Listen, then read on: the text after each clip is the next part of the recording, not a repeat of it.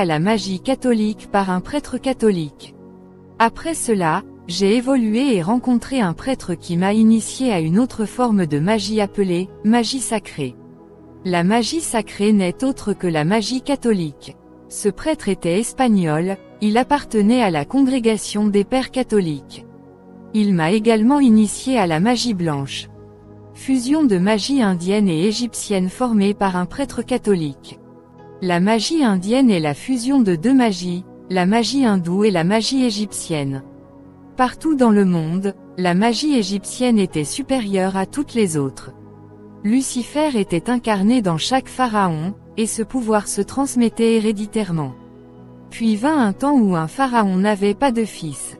Avant de mourir, il emporta une pierre blanche sur le Nil et y gravait une phrase résumant tout le pouvoir de la magie égyptienne. La pierre qu'il avait laissée sombra au fond de la mer.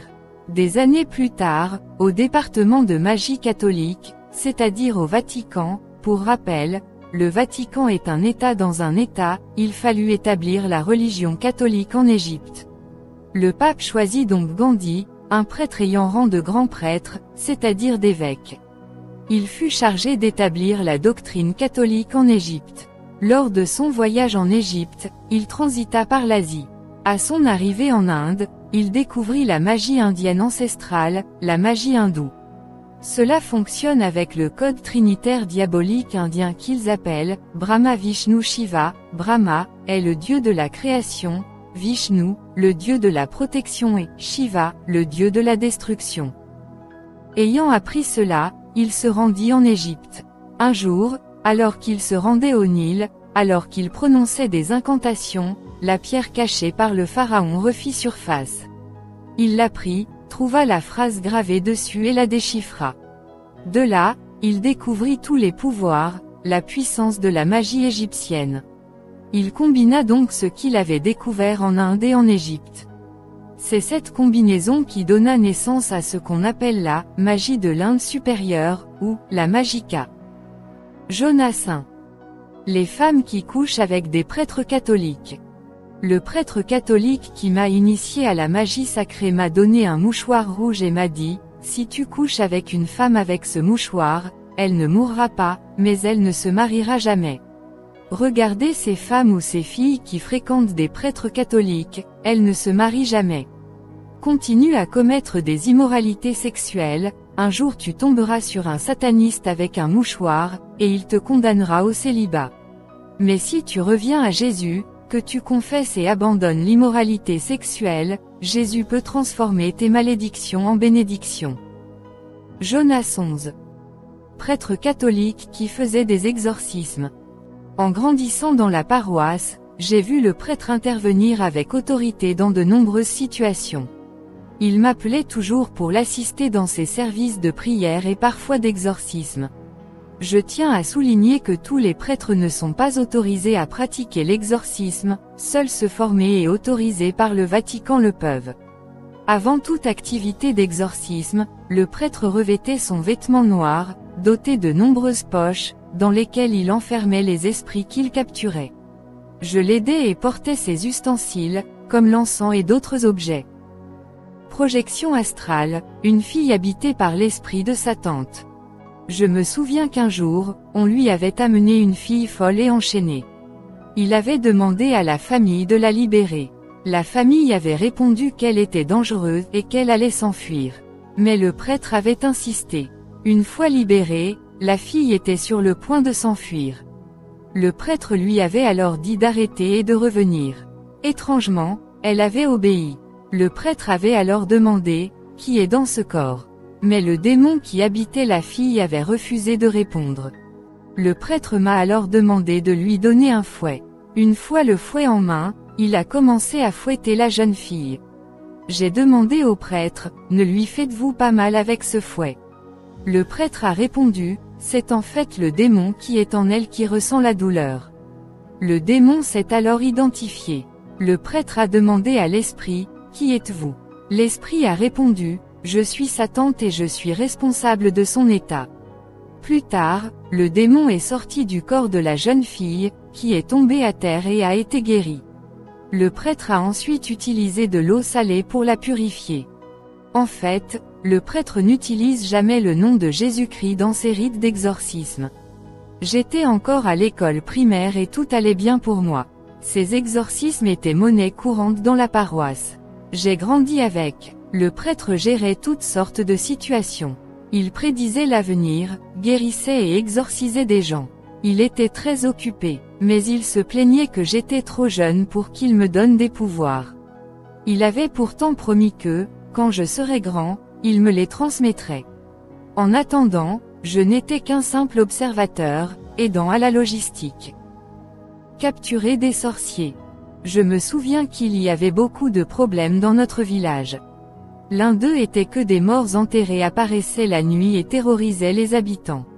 Le prêtre était donc très efficace pour capturer ces esprits et les ramener dans la dimension des morts. Nous opérions généralement à minuit. Nous partions capturer des sorcières et des esprits des morts. Nous marchions généralement à gauche de la route et les gens ne nous voyaient pas, mais nous les voyions. Nous étions invisibles à leurs yeux. Le prêtre avait des yeux spirituels pour voir les réalités invisibles. Il était toujours vêtu de sa robe noire. Je marchais juste derrière lui. En fait, nous avons capturé beaucoup de sorcières. Le prêtre capturait également des paroissiens pratiquant la sorcellerie. L'une d'elles était une mère, responsable des mères légionnaires de la paroisse. C'était une dirigeante très dévouée. Elle dirigeait la chorale, était active et investissait beaucoup d'argent dans l'église. Il était minuit passé alors que nous marchions au bord de la route. C'est alors que nous avons aperçu cette mère. Elle était nue et très active. Le prêtre l'a saisie et a commencé à la frapper. Le prêtre lui dit, « Je t'ai dit d'arrêter tes activités de sorcellerie, mais puisque tu continues, allons voir ton mari. » Puis nous sommes allés chez elle. Il était 1h du matin et elle était nue. Nous avons frappé à la porte.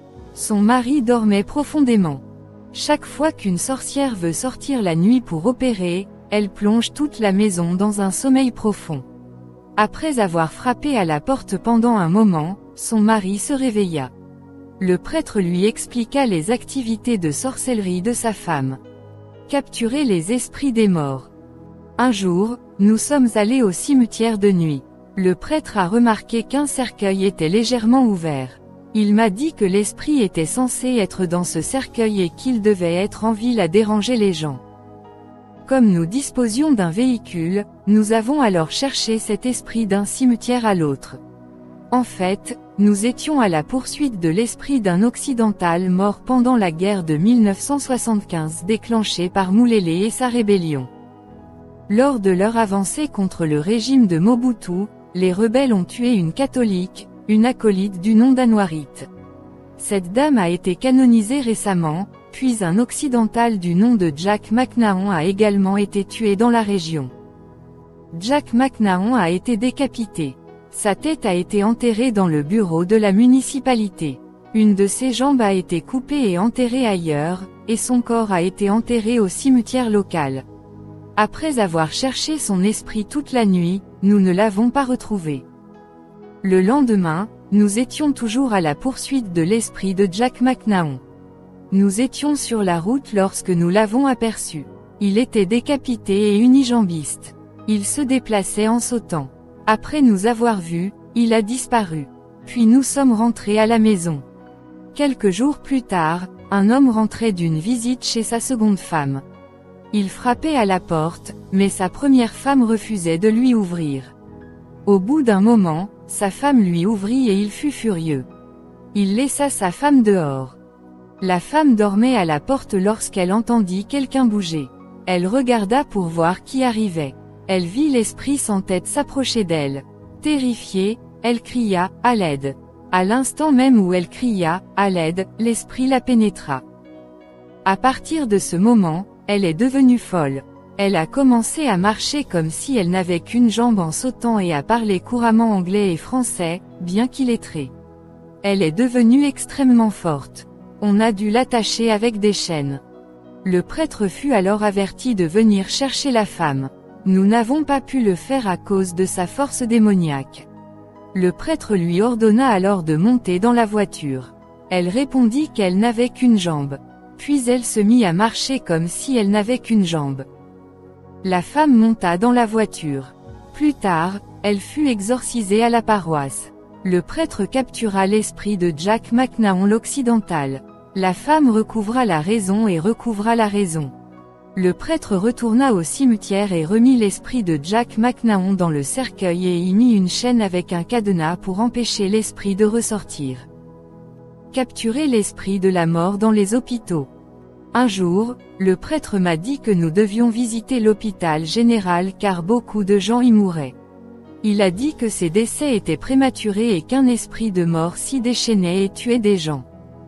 C'est pourquoi certaines personnes sortent de l'hôpital sans problème, mais dès leur arrivée, leur état se détériore. Dans de nombreux hôpitaux, aux portes de l'hôpital, de nombreux démons sont postés. Je tiens à vous dire que les hôpitaux sont des lieux habités par toutes sortes d'esprits, notamment l'esprit de la mort. C'est pourquoi, lorsque vous vous y rendez, priez d'abord, car de nombreux esprits y opèrent et de nombreux médecins sont occultistes. Nous nous dirigions vers l'hôpital. Nous marchions dans les environs lorsque nous avons aperçu un canard venant vers nous.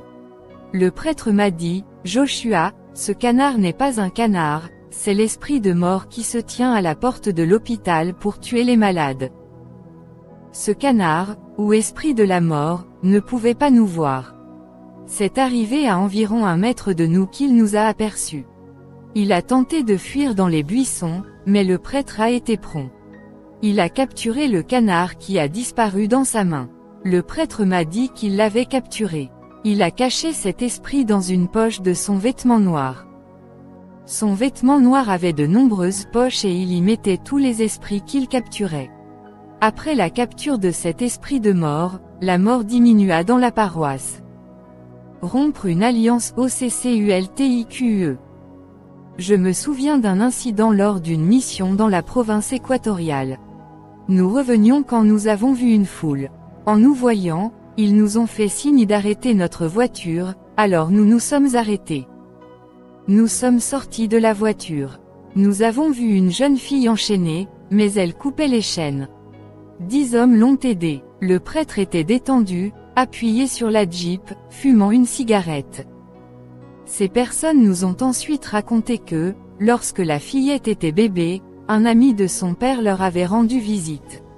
Il leur avait donné de l'argent et leur avait dit, « J'aime bien votre bébé. Elle sera ma femme quand elle sera grande. » En réalité, le père de la fille pensait que son ami disait cela simplement pour complimenter et féliciter son bébé. Mais cet argent liait le bébé à l'homme par l'alliance. Bien des années plus tard, cet homme mourut, mais à 18 ans, la petite fille devint folle. Elle répétait sans cesse qu'elle voulait suivre son mari. Elle avait tendance à fuir vers la rivière et la forêt. Sa famille l'emmena chez le sorcier, chez le médecin indigène, et même dans les églises, mais sans succès. L'esprit du défunt la réclamait et la poussait à se jeter dans la rivière ou à fuir dans la forêt. Plus tard, le prêtre demanda aux gens de la libérer, mais ceux-ci répondirent que s'ils le faisaient, elle s'enfuirait dans la forêt ou à la rivière. Mais, comme le prêtre insistait, ils ôtèrent les chaînes de la jeune fille, qui commença à s'enfuir. Le prêtre lui cria alors d'une voix forte, « Arrêtez !» Étrangement, la jeune fille s'arrêta. Le prêtre lui dit, « Reviens ici !» La jeune fille passa devant lui. Le prêtre jeta alors sa cigarette sur la jeune fille, qui s'effondra au sol. L'esprit du défunt disparut alors en elle et la jeune fille reprit ses esprits. Le pouvoir de l'exorciste. Mon prêtre était en conflit avec son vicaire. C'est moi qui assumais le rôle de vicaire et qui gérais tous les magasins. La cause du conflit était une dispute au sujet d'une femme. Ils étaient profondément en conflit et animosité. Un jour, ils se sont disputés devant moi, puis mon prêtre a promis au vicaire de lui révéler son identité. Plusieurs jours plus tard, alors que je mangeais avec le vicaire, mon prêtre était furieux. Il a refusé de se joindre à nous et est allé se réfugier dans sa chambre. Lorsque le vicaire eut fini de manger, il quitta la cantine. Il croisa alors le prêtre qui passait. Il savait que le prêtre était dans sa chambre. Il ne comprenait pas comment il l'avait vu entrer dans la cantine. Après avoir parcouru quelques mètres, le vicaire croisa le prêtre une seconde fois et passa devant lui sans le saluer. Le vicaire comprit alors que quelque chose n'allait pas, car le prêtre apparaissait pour la deuxième fois. Le vicaire poursuivit son chemin, puis le prêtre apparut pour la troisième fois, ignorant le vicaire terrifié et désorienté. Lorsque le vicaire ouvrit la porte de la paroisse, il vit que toute la paroisse était remplie de clones du prêtre. Il hurla de terreur. Plus tard, il fut envoyé ailleurs. Joshua Locamba 1. Des milliers de catholiques et de prêtres en enfer. Mes frères bien-aimés, plus tard, cet ange m'a emmené là où il y avait une foule et m'a porté jusqu'à un trône où se trouvait Jésus. Il m'a regardé et a dit à celui qui m'avait emmené, emmenez-le à son lieu. Et lorsque cet ange m'a emmené là, je me suis retrouvé dans les flammes de l'enfer. Je me suis retrouvé en train de brûler en enfer. Et il y avait beaucoup de gens que je connaissais, beaucoup de gens. Et ces gens m'ont blâmé, ils m'ont dit, parce que tu nous as prêché sans jamais nous dire la vérité, nous sommes ici en enfer. J'ai vu beaucoup de mes confrères prêtres dans les flammes de l'enfer, et les gens voulaient m'emmener. Ils voulaient me lyncher en enfer parce qu'ils m'accusaient d'être mort, sans espoir, sans Christ, à cause de moi. Les prêtres catholiques emmènent des millions d'âmes en enfer. En tant que prêtres catholiques romains, nous avons conduit des millions d'âmes en enfer parce que nous n'avons pas prêché la vérité. Nous avons prêché la vie des saints, nous avons prêché les traditions, les dogmes des hommes. La parole de Dieu, mes frères bien-aimés, nous l'enseigne ici clairement. Je suis Yahvé, je suis Jéhovah, ton Dieu, tu n'auras pas d'autre Dieu devant moi, tu ne te prosterneras pas devant eux et tu ne les honoreras pas, car je suis l'Éternel, ton Dieu. Seul le Christ sauve, pas les messes dites par les prêtres. Le Christ vous aime et vous appelle. Et le Seigneur Jésus-Christ nous dit, allez dans le monde, prêchez mon évangile à toute la création. Mes frères bien-aimés, je sais que Jésus-Christ est vivant. Nous, prêtres, envoyons tout le monde en enfer, et personne n'en sort sans payer les prêtres pour célébrer des messes et ainsi sortir de l'enfer. Mais mes frères bien-aimés, où est le Christ dans tout cela? Où est le sang du Christ si seules les messes sont nécessaires? Si nous devons payer pour des messes afin qu'ils soient libérés de l'enfer, pourquoi le Christ devrait-il mourir pour nous? Et pourquoi le Seigneur dit-il que son salut vaut plus que tous les trésors du monde? Ce salut ne s'achète pas avec de l'argent. Il ne s'achète pas, mes frères bien-aimés, par un « accorde-leur le repos éternel, Seigneur », et que ta lumière perpétuelle brille sur eux, mais par le précieux sang du Christ, qui nous purifie de tout péché. Alors, mes frères bien-aimés, pourquoi le cherchons-nous ailleurs alors que le sacrifice du sang du Christ suffit? Le précieux sang du Christ suffit aux pécheurs.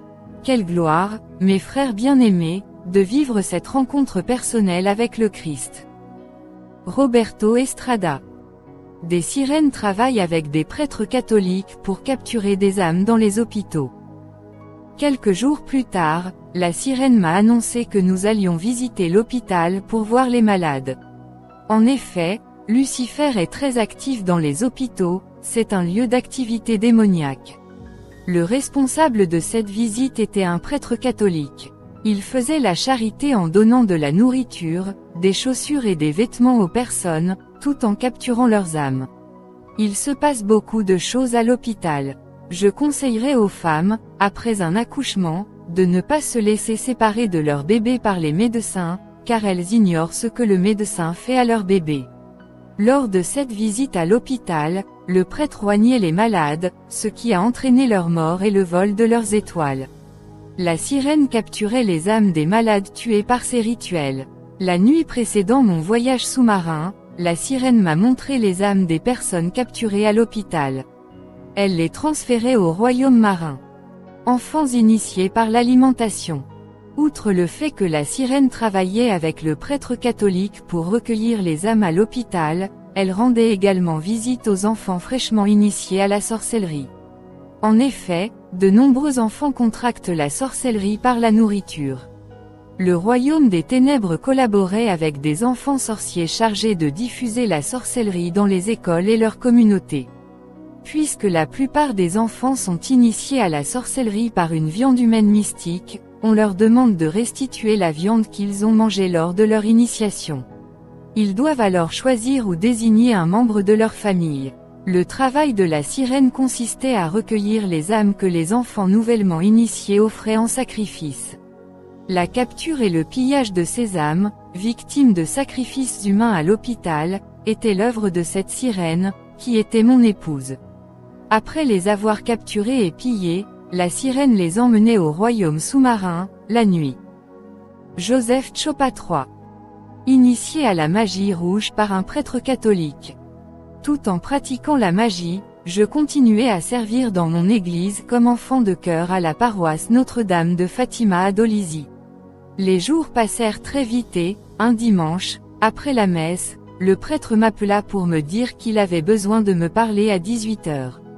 Le soir, je me rendis chez le prêtre. Il m'ouvrit son cœur et me fit comprendre qu'il savait déjà que j'allais rejoindre le monde des esprits dans les cimetières, même si je ne lui en avais jamais parlé. Il m'a proposé de m'initier à la magie rouge du dragon rouge. Il m'a expliqué les nombreux mystères de la magie et m'a confié que son mandat dans la ville touchait à sa fin. Il devait donc préparer quelqu'un pour lui succéder. Il m'a expliqué qu'un prêtre, avant l'expiration de son mandat dans la ville où il exerce, doit préparer quelqu'un pour le remplacer et représenter sa branche magique. Après cet entretien, il m'a invité à le rencontrer le mercredi suivant à la paroisse afin que nous puissions passer aux choses sérieuses. Le mercredi à 22h, avant d'arriver chez le prêtre, il m'a demandé de me changer et d'enfiler une soutane qu'il avait préparée pour la cérémonie. C'était une soutane à capuche. Cette robe blanche était destinée aux novices en magie du dragon rouge. Après les incantations du prêtre, nous nous sommes assis sur un tapis rouge devant la statue de Jésus. Puis le prêtre m'a demandé de fermer les yeux et de me concentrer. Pendant ce temps, il récitait des formules magiques. Et pendant qu'il récitait ses prières magiques, j'avais l'impression de voler dans l'espace. Puis il m'a demandé de me lever et d'ouvrir les yeux. En les ouvrant, j'ai constaté que nous n'étions plus dans la paroisse, mais dans un monde magique et d'une beauté ineffable. C'était une ville magnifiquement construite, avec des bâtiments gigantesques, d'une beauté ineffable. Félicien Mulopouéen. Initié à la magie par un prêtre catholique. Quel ne fut donc pas mon étonnement de voir un prêtre catholique m'initier à la magie indienne. L'attitude de ce prêtre confirma en moi l'idée que Dieu n'existait pas réellement. En effet, si Dieu existait, c'étaient les prêtres qui étaient les plus susceptibles de le connaître le mieux en raison de leur position privilégiée. Selon le catéchisme de l'Église catholique romaine, le rôle des prêtres est de servir d'intermédiaire entre Dieu et les fidèles. Malgré le fait que ce prêtre célébrait la messe tous les jours, il connaissait la vérité, et cette vérité était que Dieu n'existait pas. C'est pourquoi il m'a révélé la voie par excellence, celle de la magie, et celle du bonheur. Tel était mon raisonnement à ce moment-là. Lisungi M. Bula 1.